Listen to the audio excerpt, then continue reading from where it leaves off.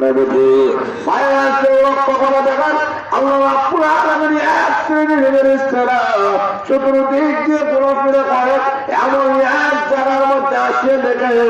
মাত্র এলাকার মধ্যে মাদ্রাসা উদ্যোগে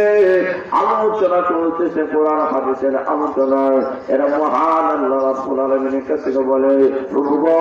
কি জায়গার মধ্যে তোমার আলোচনা এবং তোমার নবীর আলোচনা হইতেছে তোমার কোরআনের শরাফত আলোচনা হইতেছে আল্লাহ ডাক দিয়ে বলেন রে ফেরেশতারা এরা এই মাহফিলে বসে আছে কেন বসে আছে ফেরেশতারা বলে আল্লাহ এরা জান্নাতের আশা করে জোরে বলেন সুবহানাল্লাহ আল্লাহ রাব্বুল আলামিন বলে এরা কি চায় জাহান্নামের আযাব থেকে তারা পানা চায় আমার মহান আল্লাহ রাব্বুল আলামিন বলেন ও ফেরেশতারা এই জায়গার মধ্যে কোরআনের মাহফিলের আয়োজন হয়ে গেছে এই জায়গার মধ্যে আমি আল্লাহর পক্ষ থেকে সকিনা নাযিল করে দাও আরো জোরে বলেন আমার রহমত দ্বারা তাদেরকে তাকিয়ে নাও আর তাদেরকে জানিয়ে দাও আমি মহান আল্লাহ তাদের পিছনের গুনাহ মাফ করে দিলাম তাহলে ওলামার মাহফিলের মধ্যে বসলে সব না গুনাহ আরো জোরে বলেন সব পৃথিবীর মধ্যে যত কিতাব গুলো আছে কোন কিতাব পড়লে এই পরিমাণ সব নাই আল্লাহর কালাম তেলাওয়াত যদি করা হয় এই কালাম তেলাওয়াতের মধ্যে সব আছে এখন শুনবায়রা আমার মহান আল্লাহ রাব্বুল আলামিন বলেন ইয়াসিন ও ইয়াসিন নবী ওয়াল কুরআনিল হাকীম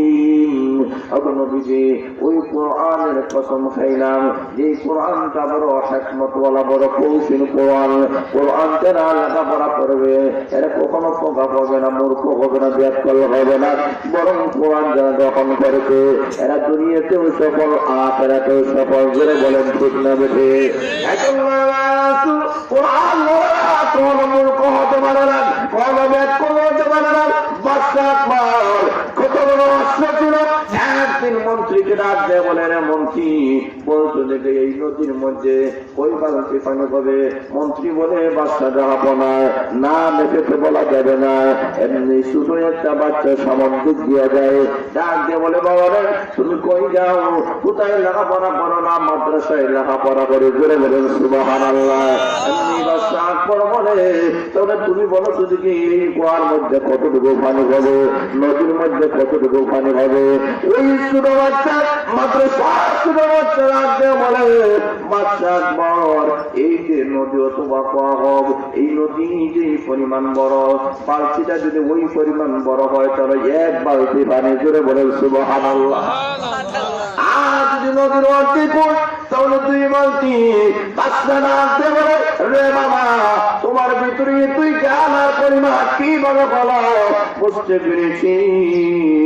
কারণ তুমি না কোরআনের মাদ্রাসায় পড়ো এই কারণে তোমাকে মহান আল্লাহ এত জ্ঞান বুদ্ধি দান করেছেন এমনি বাদশা ডাকতে বলেন তুমি যদি বড় কথা আমি তোমাকে এই মন্ত্রী বানায় দিতাম করে বলেন সুবহানাল্লাহ তাহলে বোঝা গেল মাদ্রাসায় ছোট ছোট বাচ্চারা যদি লেখাপড়া করে তাদের এই পরিমাণ জ্ঞান এই পরিমাণ গরিমা হয়ে যায় যেটা বলেন সুবহানাল্লাহ লক্ষ্য করে দেখান মাদ্রাসায় লেখাপড়া করার মাধ্যমে কোন ছাত্ররা টাকা দেয় না আলেম ওলামারা টাকা দেয় না আমারা সুরক্ষা করে দেখান মাদ্রাসায় যারা লেখাপড়া করে মওলানা হয়েছে হাফিজ হয়েছে আলেম হয়েছে আল্লাহ রাব্বুল আলামিন তাদের সম্মান আর মর্যাদা এমন ভাবে বাড়ায় দিলেন লক্ষ্য করে দেখেন আমরা তো মনে করি মসজিদের ইমাম সাহেব আমরা মনে করি সাধারণ ইমাম আসলে সাধারণ ইমাম নাই আজকে যে আমরা আসরের নামাজ পড়েছি হুজুরের পিছনে দাদা মিয়া হবিপুর মাদ্রাসার সুনামধন্য মুহতামিম সাহেবের পিছনে আমরা আসরের নামাজ পড়েছি এখন আসল কত টাকা হয় না কত পয়সা বলা, কত জ্ঞানী গুণী মানুষ, হুজুরের পিছনে আমরা নমাজ পড়েছি, যারা বলেন ঠিক না বেড়ে, হুজুর সামনে আমরা পিছনে, তোর বোঝা যায় ইমাম বলে সম্মান মর্যাদা কমে না বাড়ে? আরো যারা বলেন ইমাম মানে বলো আগে, উনি সব সময় আগে, দুনিয়াতে যে উনি বলে আগে, আগে তো উনি আগে থাকবেন, কাগজের প্রতি আল্লাহ রাব্বুল আলামিন আলেম ওলামাদের কেমন ঘোষণা করবেন, আলেম ওলামারে তোমরা চিনাই আমার হাল, কারণ আমার কোরআনের বাণীগুলো মানুষের কানে কানে পৌঁছেছিল। তোমরা তো শোনায় ফাতিহা শিখাইয়াছ, তোমরা তো শোনায় ইখলাস শিখাইয়াছ, তোমরা তো তাকাসুর শিখাইয়াছ, তোমরা তো সূরা ইয়াসিন শিখাইয়াছ। আমার কালাম মানুষের কাছে কাছে, মানুষের দ্বারে দ্বারে যা পৌঁছে দিয়েছ। এ আলেম ওলামারা, আজকে হাসরের ময়দানে আমি মহান আল্লাহ তোমাদেরকে ইজ্জত দিতে চাই, জোরে বলেন সুবহানাল্লাহ। কেমন ভাবে ইজ্জত দিব? আমি মহান আল্লাহ তোমাদেরকে জান্নাতের মেহমান বানাইয়া দিলাম। তাহলে মনে করেন আলেম ওলামারা ওরা দুনিয়াতে জরুরি মানে উনি আগে, সারাদিক দিয়ে উনি আগে। লক্ষ্য করে দেখেন জানাজার নামাজ যখন শুরু হয়ে গেল, এমনি লক্ষ্য করে দেখেন কত টাকাওয়ালা, পয়সাওয়ালা, কত জ্ঞানী গুণী বুদ্ধিজীবীরা সবাই কিন্তু পিছনের কাতারে, ইমাম সাহেব আলিম কিন্তু সামনের কাতারে। কথা বলেন ঠিক না? আরো যারা বলেন এমন লক্ষ্য করে দেখেন সর্বদিক দিয়ে ইমাম সাহেব, আপনি যদি জমান নামাজ পড়েন ইমাম সাহেব, আপনি যদি জানাজার নামাজ পড়েন ইমাম সাহেব, আপনি যদি পাঁচ বেলা নামাজ পড়েন ইমাম সাহেব, সর্বক্ষেত্রে জানা যায় আলেম ওলামারা সবার আগে থাকেন। তাহলে আল্লাহ রাব্বুল আলামিন আলেম ওলামাদেরকে কোরআন হাদিসের শিক্ষা দেওয়ার কারণে, কোরআন হাদিস শিক্ষা গ্রহণ করার কারণে এই আলেম ওলামাদের সম্মান মর্যাদা কমছে না বাড়ছে?